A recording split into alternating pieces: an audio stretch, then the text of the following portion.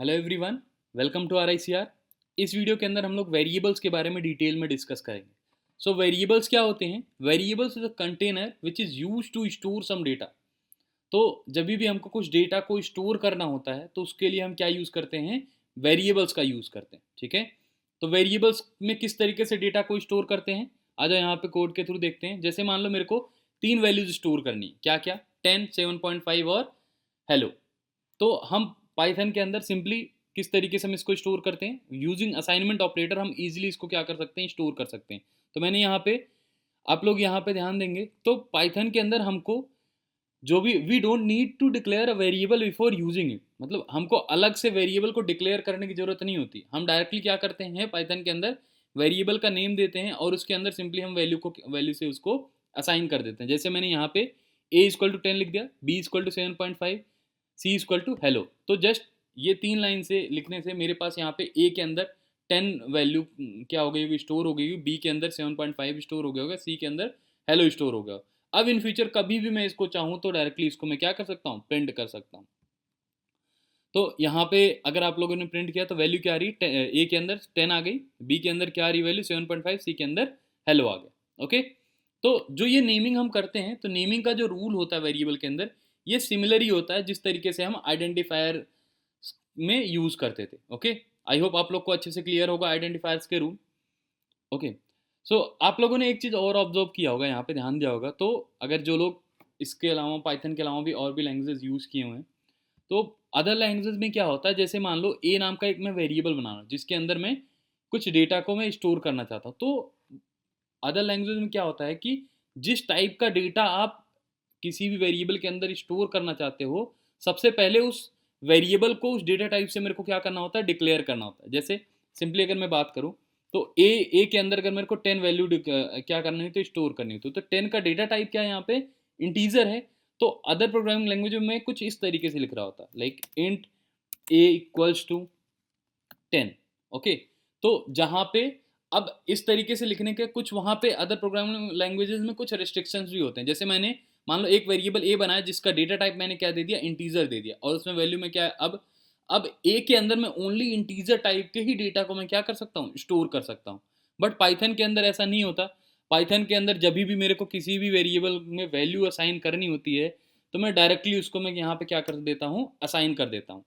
और पाइथन के अंदर जब भी आप किसी, जैसे मान लो वेरिएबल के अंदर a = आपने क्या कर दिया? 10 किया, तो रन टाइम पे यहाँ पे डिसाइड होता है कि इस वेरिएबल का टाइप क्या होगा।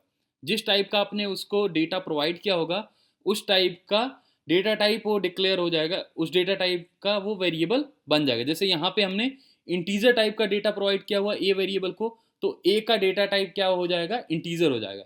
जैसे मान लो इन फ्यूचर मान लो मैंने ए के डेटा को मैंने यहाँ पे ए के अंदर मान लो मैंने यहाँ पे हेलो 1 स्टोर कर लिया, तो अब ए की वैल्यू क्या हो गई? इस लाइन, इससे पहले अगर मैं बात करूं प्रिंट के पहले यहाँ पे, तो ए का यहाँ पे क्या है? डेटा टाइप इंटीजर है। बट जैसे ही मैंने चेंज किया, अब ए का डेटा टाइप क्या हो गया? यहाँ पे स्ट्रिंग हो गया। ओके, तो जिस टाइप का डेटा आप वहाँ पे इनिशियलाइज करते हो, जिस टाइप के डेटा से वेरिएबल को, रन टाइम पे पाइथन डिसाइड करके वही डेटा टाइप बना देता है किसका? वेरिएबल्स का। आई होप यहाँ तक का क्लियर होगा। इसी वजह से पाइथन को हम क्या बोलते हैं? डायनेमिकली टाइप्ड लैंग्वेज भी बोलते हैं। पाइथन को हम क्या बोलते हैं? Dynamically typed language. ओके, तो अब यहाँ पे हमने कुछ इसकी प्रॉपर्टीज देखी। सो कुछ और प्रॉपर्टीज हैं, लाइक पाइथन के अंदर जो भी जैसे मान लो एक वेरिएबल है, तो उसकी वैल्यू, जैसे यहाँ पे क्या था? ए की वैल्यू 10 थी, तो देन ए की वैल्यू मैंने क्या कर सकता हूँ? मैं उसको चेंज भी कर सकता हूँ। इन फ्यूचर चाहूँ तो मैं वेरिएबल की वैल्यू को चेंज कर सकता हूँ। जैसे यहाँ पे ए की वैल्यू पहले 10 थी, देन मैंने उसको हेलो किया, फिर से मान लो मेरे को चेंज करना हो, ए की वैल्यू 7 करना हो, तो मैं चेंज कर सकता हूँ। और प्रिंट करूंगा तो ए की वैल्यू भी चेंज होकर के क्या हो गई? 7 हो गई। और यहाँ पे रिमेनिंग जो बी और सी है वो वैल्यू क्या है? उनकी सेम ही। सो वेरिएबल्स की वैल्यू को हम क्या कर सकते हैं? चेंज भी कर सकते हैं। ओके, आई होप यहाँ तक का क्लियर होगा।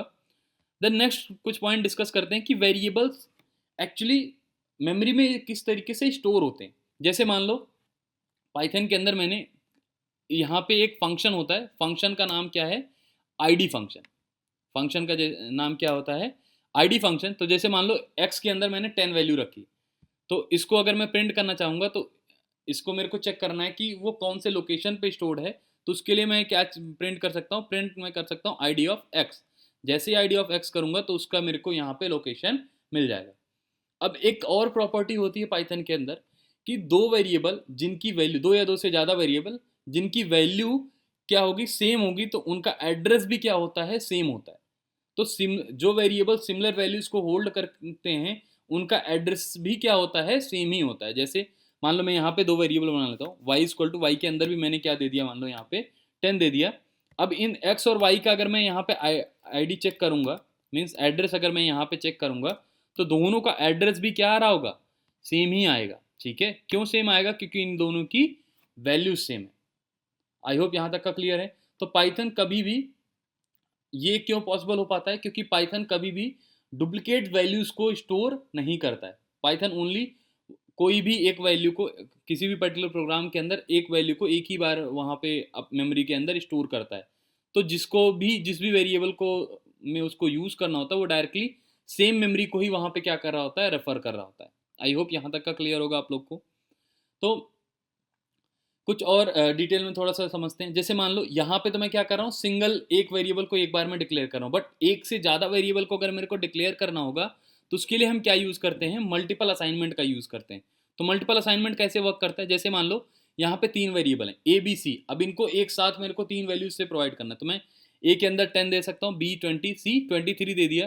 तो इसको जैसे मैं प्रिंट करूँगा तो एट अ सेम टाइम ये कैसे वर्क करता है, तीन की तीनों वैल्यूज साइमल्टेनियसली 10 किसके अंदर स्टोर हो जाएगा, ए के अंदर, 20 किसके अंदर, बी के अंदर, 23 किसके अंदर, सी के अंदर। एक साथ ही क्या हो जाएंगे, यहाँ पे स्टोर हो जाएंगे। और एक चीज ध्यान रखनी है आपको कि जैसे आपने यहाँ पे लेफ्ट में तीन वेरिएबल्स लिए हैं तो राइट में भी जो वैल्यूज ले रहे होंगे एग्जैक्टली 3 ही वैल्यू ले रहे होंगे। ऐसा नहीं कि आप ओनली 2 वैल्यू ले लिए, जैसे ही 2 वैल्यू लोगे वहां पे क्या आ जाएगा, एरर आ जाएगा। ठीक है, यहाँ पे क्या आ गया, वैल्यू एरर आ गया, not enough values to unpack. Means expected यहाँ पे क्या है 3 है, बट इसको कितना मिला है, 2 वैल्यू मिला है। आई होप यहाँ तक का क्लियर है। और ऐसा नहीं कि सेम लाइन में सेम ही टाइप के वैल्यूज को डिक्लेयर कर सकते हो आप, डिफरेंट डेटा टाइप्स की भी वेरिएबल्स को डिक्लेयर कर सकते हो। लाइक जैसे मान लो 20.5 ये फ्लोटिंग पॉइंट ले लिया, जैसे मान लो यहाँ पे कुछ स्ट्रिंग वैल्यू ले लेते हैं, जैसे RICR मैंने ले लिया। तो अब ये तीनों भी इजीली यहाँ पे क्या हो रहे होंगे, असाइन हो रहे होंगे। आई होप यहाँ तक का क्लियर है मल्टीपल असाइनमेंट कैसे वर्क करता है पाइथन के अंदर। हाँ, इसके अलावा और भी एक चीज़ होता है कि लाइक मान लो एक से ज़्यादा वेरिएबल जिनको सेम ही वैल्यू से मेरे को असाइन करना है, तो आप इस तरीके से भी कर सकते हो। जैसे ABC तीन वेरिएबल, तीन की तीनों को सेम ही वैल्यू से मेरे को असाइन करना है, तो मैं डायरेक्टली इस तरीके से यूज़ कर सकता हूँ। और इसको मैं प्रिंट करूँगा तो ABC और तीन के तीनों के अंदर मेरे पास सेम ही वैल्यू आ गई, क्या, hello hello and hello. I hope यहाँ तक का अच्छे से डिटेल में आप लोग को क्लियर हो गया होगा सारा कुछ। थैंक यू, मिलते हैं नेक्स्ट वीडियो में।